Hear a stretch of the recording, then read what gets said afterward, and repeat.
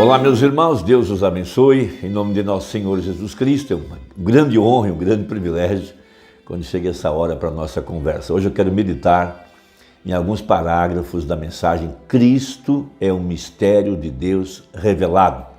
Foi o que Paulo tratou na sua epístola aos Efésios, também na epístola aos Colossenses. É o grande tema de toda a Bíblia e esse era o grande segredo que Deus tinha escondido consigo desde antes da fundação do mundo, reunir tudo, todas as coisas, tanto as que estão nos céus como as que estão na terra, em Cristo. E Cristo é o Espírito Santo. Por isso, a igreja é o tabernáculo do Deus vivo, é a casa, é a morada de Deus em espírito. Veja, e esse é o grande mistério para esta hora que nós estamos vivendo. Cristo em vós. Agora, Cristo é a palavra. Veja, ele vem para magnificar, glorificar a palavra, para trazer a cumprimento a Escritura, mostrar para os eleitos o que está sendo feito, baseado na Escritura, e além disso mostrar o que será, baseado também na Escritura. Por isso que Jesus Cristo disse que a igreja estaria reunida num só lugar para a hora do arrebatamento, e esse lugar é em Cristo. O corpo de Cristo, o corpo onde o Espírito Santo está morando, ou estaria morando. Então, em Mateus 24, verso 24, nós temos essa importante escritura a respeito dos nossos dias. Veja, em Mateus 24, Jesus se refere à sua segunda vinda e também os sinais do fim do mundo.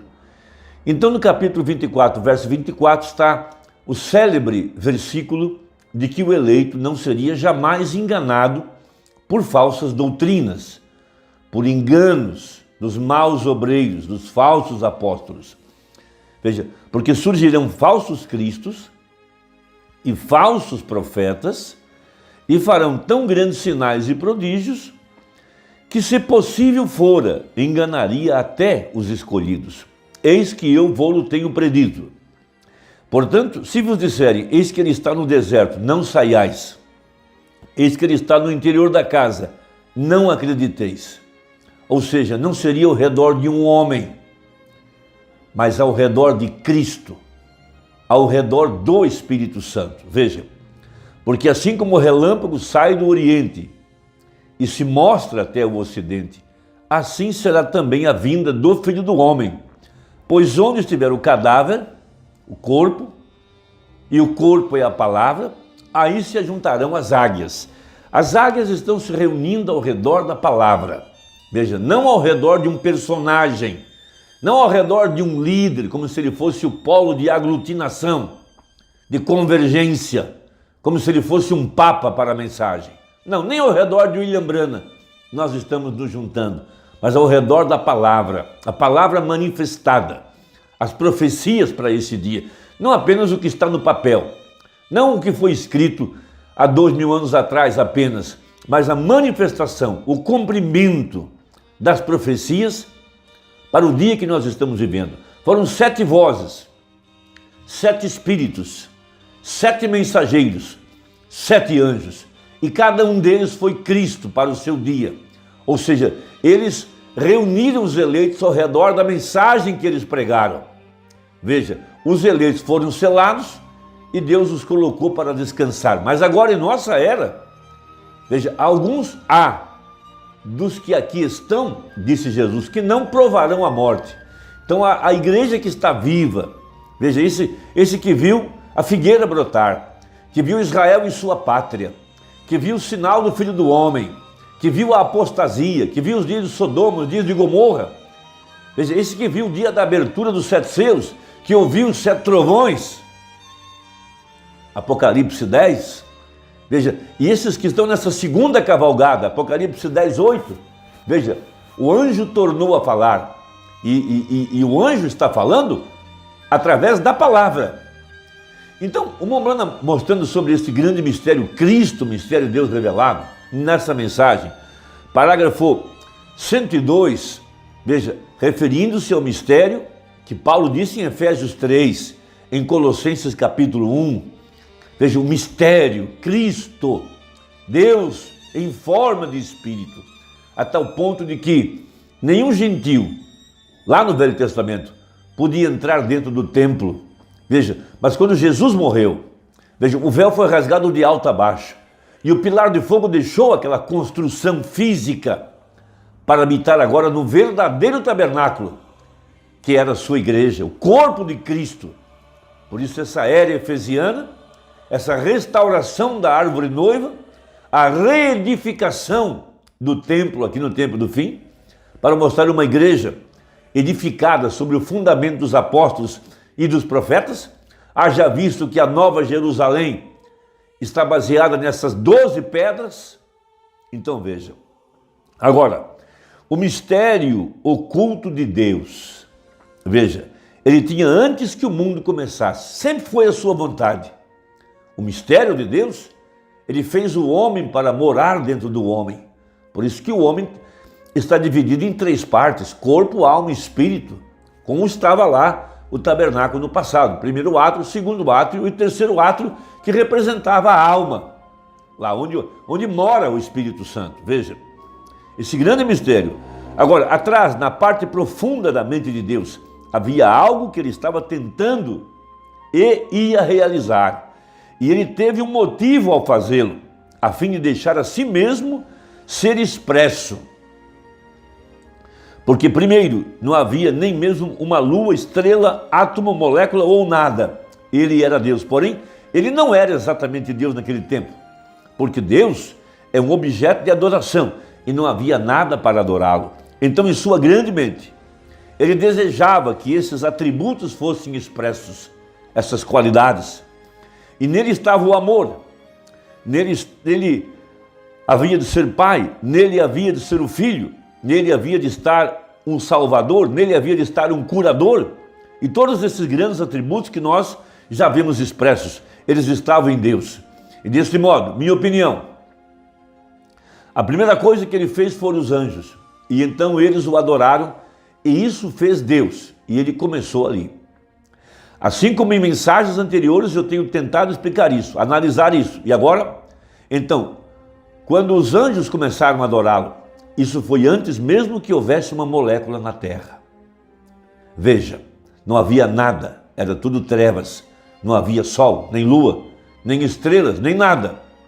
Veja, ele então era Deus, assim como ele perguntou a Jó, onde estavas tu quando eu fundava o mundo? Veja, quando as estrelas da alva juntas alegremente cantavam, os filhos de Deus rejubilavam.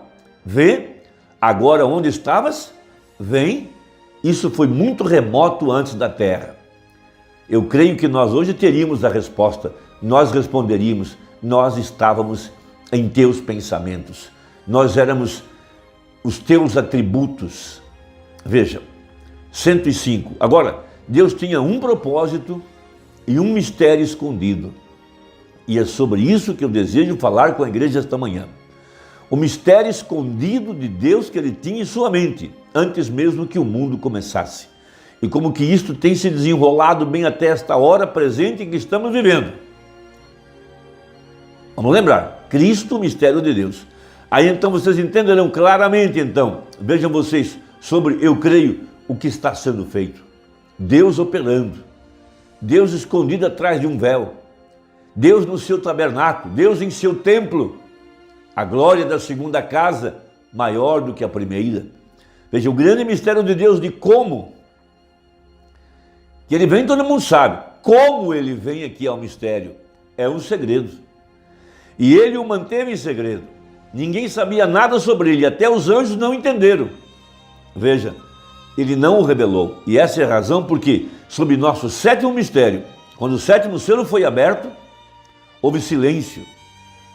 Jesus, quando ele estava sobre a terra, eles quiseram saber quando ele viria. Ele disse, mesmo o próprio filho não sabe quando vai acontecer. Veja, Deus tem isso tudo consigo mesmo. É um segredo. E esta é a razão porque houve silêncio no céu por um espaço de quase meia hora e 7 trovões fizeram soar as suas vozes. E João foi até mesmo proibido de escrever isso. Veja, a vinda do Senhor. E essa é uma coisa que ele não tem revelado ainda, de como ele virá e quando ele virá. E é uma boa coisa que ele não revele. Não. Ele o tem mostrado ou revelado em cada tipo que está na Bíblia. Portanto, a Bíblia inteira é a revelação do mistério de Deus em Cristo. Deus em forma de Espírito, o pilar de fogo, habitando atrás de peles humanas agora. A Bíblia inteira é uma expressão de uma meta que Deus tinha, um propósito que Ele desejou realizar na Bíblia inteira. E todos os atos dos crentes na Bíblia têm sido em tipo e expressando qual é a grande meta de Deus. E agora, neste último dia, Ele a tem revelado e a mostra. E com a ajuda de Deus, vocês haverão bem aqui nesta manhã o que o Senhor tem tido em sua mente desde o princípio e o tem expresso.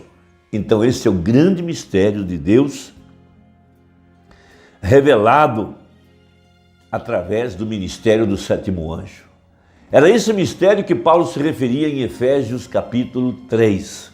Ele disse, para que vocês possam perceber a compreensão que tenho do mistério de Deus, que foi oculto desde todos os séculos. Os sábios do passado, os profetas, veja, aqueles grandes homens, eles tinham o tabernáculo, o templo, material, físico, e eles sabiam que Deus morava atrás do véu, lá no santo lugar, ou no santíssimo. Mas somente um homem, uma vez no ano, no dia 10 do mês 7, é que tinha acesso àquele lugar escondido, onde descia a glória da Shekinah sobre o propiciatório.